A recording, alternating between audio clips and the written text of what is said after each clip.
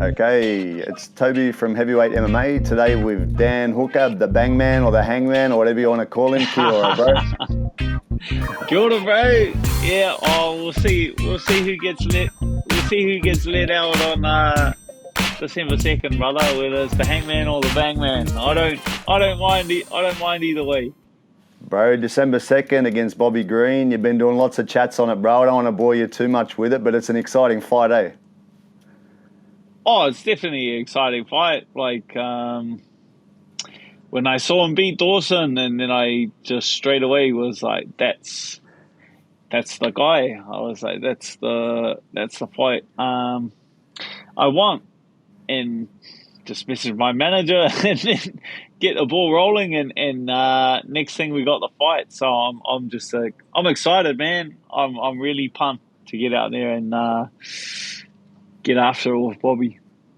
Bro, you should be the main event. Tsarukyan and what's his name? Tsarukyan's fighting Dariush. Who wants to watch that, bro? You want to see Hooker Green? That's the main event. That's the people's main event. It's definitely the people. No, that's like the funny thing about the fight, right? Is like I can only go off like what I've heard. You know what I mean? And what I heard was it was like Dana was going. That's the fight that most excites me. Like Dana said, that's the fight that.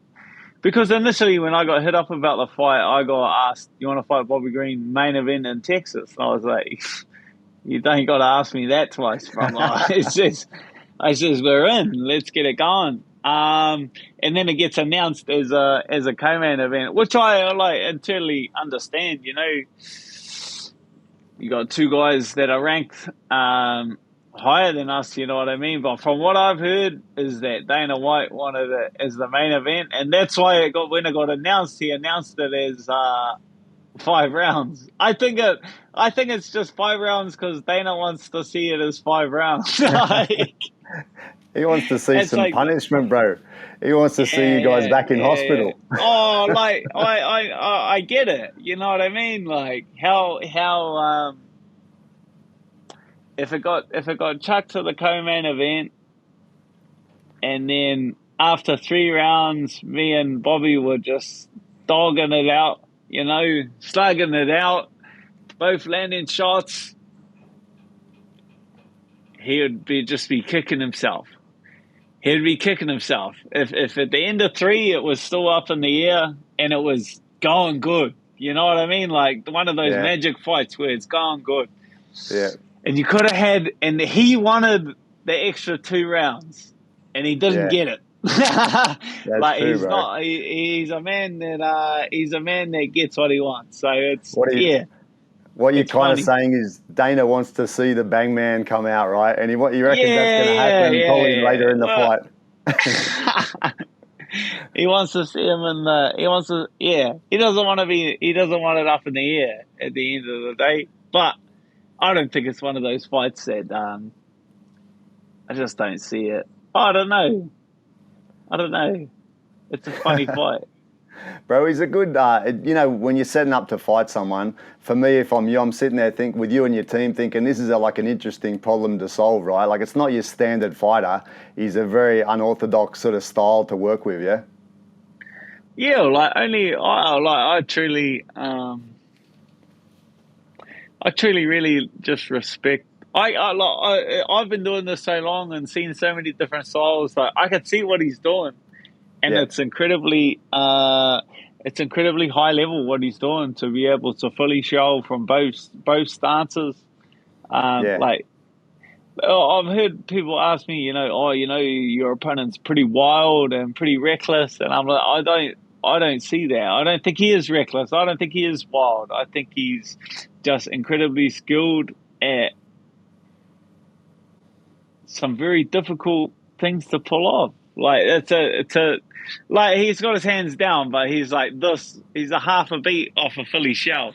So he's essentially fighting from a Philly shell from both stances, which is crazy. Like not many guys can even pull off a Philly shell in one stance, but to be able to utilize it from both stances, it's an interesting puzzle to navigate for sure. And he covers ground real well. He's kind of just at that long range point, but he shuffles his feet in to be in that close range really fucking well, really fast, right? I see what he's doing. Don't. Yeah, I yeah, see what he's doing. Like, I respect what he's doing. But I definitely come fight night. Like, no surprise. Like, I know what he's doing. You know what I mean? Like, every week I watch like a little bit more film. I watch like a little bit more. It's like a song. You listen to it enough, you know, yeah, you get to know the beat.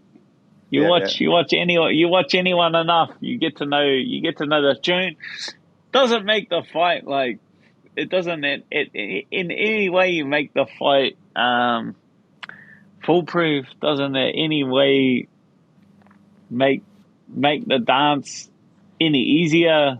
Just you kind of know the moves to get along with, if that makes yeah. sense. And when I was watching him against Tony again yesterday, just to get my head around him, and what I see is that I see the Dan Hooker opportunity when he's slightly less mobile after maybe one or two rounds, and he's backed against the fence a bit. That's when you do a lot of your good work, right? Like with Jalin, pressure against the cage, and then fucking turn on the Bangman and take him out, right? Like you see something like that or not, or you don't want to talk too much about your plans. Oh, like that's the funny thing about like game planning and stuff like that. It's never set in stone. It's Yeah, not set in stone. It's forever moving.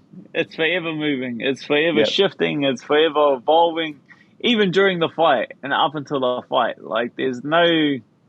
If you ever walk into a fight and just be like, 1+1 equals, nah, this is MMA, brother. Like anything can happen. yeah, One yeah, plus one can equal 12. Like yeah, it's a yeah. crazy game. Like you can't. Yeah, it's just forever shifting. It's just as a fighter, you have to just be so well versed and so in tune with your coaches and so in touch with your game and your skills and understanding where you are at that moment in time and adjusting on the fly has a huge part of it. But again, like just saying, this is my plan and this is gonna work. Like now Yeah, you're stuck. Now you're stuck yeah, in stone. yeah.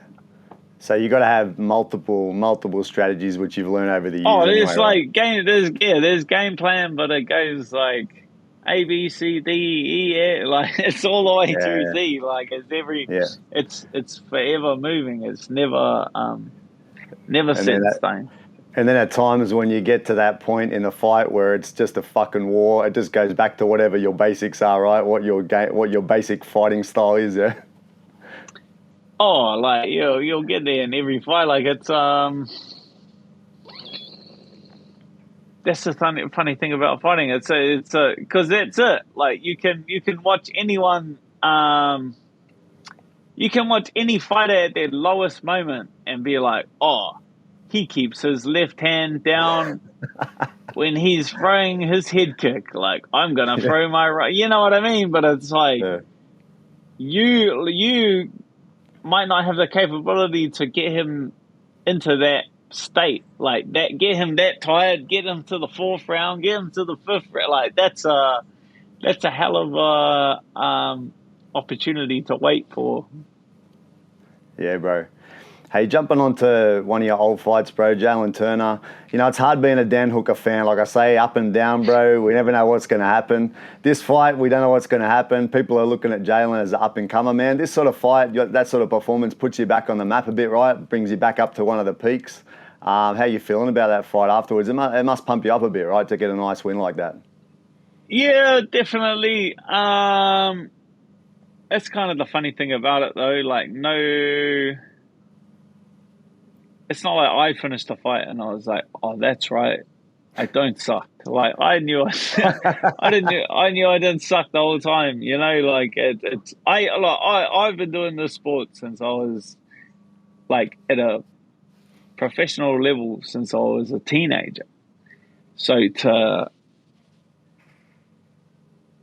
my entire adult life has been spent doing this sport. So there's like very few things that someone's going to be able to tell me that I haven't heard before, which is like the funny thing about it. You know what I mean? So when people count you out, or people say you can't win this fight, or people say that, oh, he's got more reach than you, blah blah blah. It's like, brother, I know this sport like the back of my hand, and it's a fickle game, and it's Yeah. constantly moving. But I expected I expected to win that fight. I expected to I expected to get out a lot less compromised than I did get out. So it's like I was not at all surprised by the result. Yeah, man. No, it was a great fight, man. Hey, broken eye socket, broken arm. Have you thought about drinking milk, bro? I do, brother. About a liter a day, brother. Really? I don't Really? know what's going on with this. If I had to pick on like the scale of injuries, if you had to pick, like, it's funny, like people, like I'm perceived as like a guy with a lot of injuries, but that's the funny thing about it. Like a broken arm 6 weeks later, like I've I've already been training the entire time. Like a broken bone is not the end of the world. Yeah. When you tear like a ligament, or you tear MCL, PCL, ACL, like these are all very serious injuries. I've never incurred one of those. I've Fucking never had touch a wood, surgery. bro. Touch wood fast. That's wood right here, brother. I'm made of wood. Yeah. Like, you know what I mean? Like, you don't on a scale of injuries, like a broken bone is small potatoes. Yeah. I'm not gonna sit here and say, like, man, on a scale of Dominic Cruz back to back ACL tears, like we're talking. That's when I say just a scratch, it means stuff like that. It means in terms of injuries I've seen, in terms of like, I've had training partners like pinched nerves in their neck, takes them Yeah. out of the game, retirement. Yeah. I've Yeah. seen guys, personally, snap their whole leg in half. You know what I mean? Like, Yeah. I've seen guys with some serious, not even career changing injuries. I've seen guys with some life changing injuries. So Yeah. when I broken arm, and then I'm back training in 6 weeks, like, just a scratch. That's what I mean by it. Just a scratch. Bro, look at It's that, bro. small potato. Look at that. Yeah. See?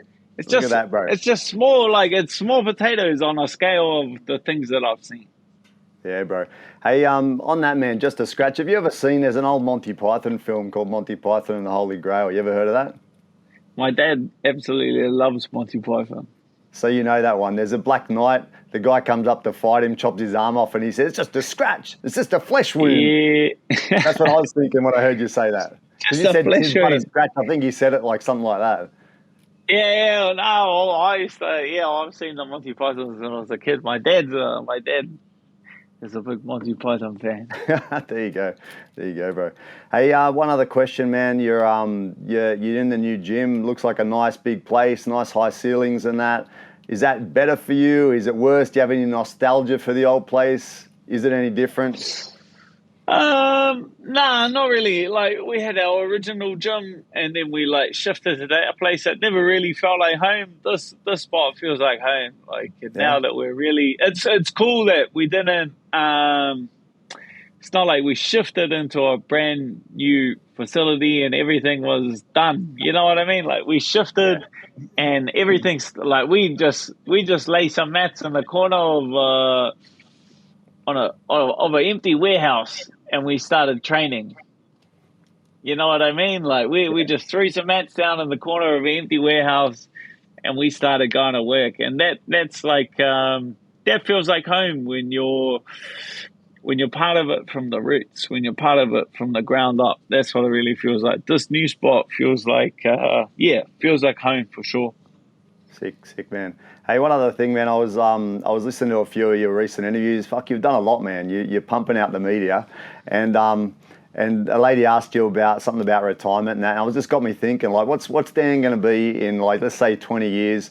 Not fighting anymore. You like a beer. You also like a pie, according to one of those things I was watching. And are we going to see a big fat ass Dan Hooker around the gym, just hanging out and causing shit with people, still enforcing the laws a little bit? What's going to happen? Oh, still be fighting, brother. Still be fighting one way or another down the pub. Super heavy. Super heavy, super heavy. Nah, like we'll see. We'll see. Yeah. It's yeah. I've always thought like I always stay away from,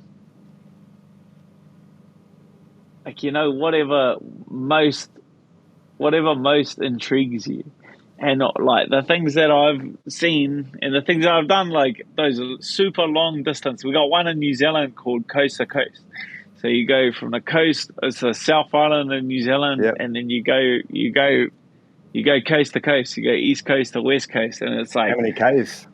couple 100 kilometers. You're kayaking and hiking and running and swimming and stuff like that. Yeah. Like and it sounds terrible to me, which I know from knowing myself is that I'll probably end up doing it. So it's like, bro, you better. To be honest, you're mad. With your mentality, bro, just from the constant years of training, you could probably go tomorrow and fucking do one of those. So yeah, I reckon you should. I did a 100K run. That was pretty gnarly, bro. Yeah. Well, I see Geordie doing his 100Ks as well, and I'm just like, I get that same feeling when I look at it, and I'm like, oh man, that looks terrible. I'm gonna end up doing that one day. So I was like, well, yeah. I don't think you're gonna end up too fat. Yeah. Running 100Ks, I think that'll square you away. Yeah, that's an idea, bro. All right, bro. Thanks for your time again. Like I said, big Dan Hooker fan, bro. Got the shirt. Got me. Hang on a sec. I pulled this out to show you too. Got me Dan Hooker custom signed glove from Fight Bro Customs, bro. You won't find a bigger fan. You can talk to all these guys online, bro. None of them have got this shit. You can ask them. Nah, I always appreciate you, Toby, bro. Always. Yeah, thanks for your time, bro. I appreciate it, eh? Too easy, bro. Hey, one question too, bro. Now we're done. I'm floating over there around Christmas. It's probably good timing. You'll be off your fight, bro. Hopefully you're not too banged up. I want to see if there's any chance of fucking doing a round with the Hangman, bro. I wouldn't mind just doing a round with you if there's any chance. Of course you can. You can. 7 days a week, brother. I'm ready. Awesome, bro. I'll be there. I think I'm there for about 3 nights in Auckland. I'm going up to Bay of Islands and that with the family. But I just been thinking, fuck, I'd love to do a round with you. Probably stand up because I'm a shit cunt at everything else. But yeah, we'll get in there. We'll do it. I promise you. Perfect. I promise you. Lock it in. All right, perfect. Thanks, bro. Take it easy. See ya.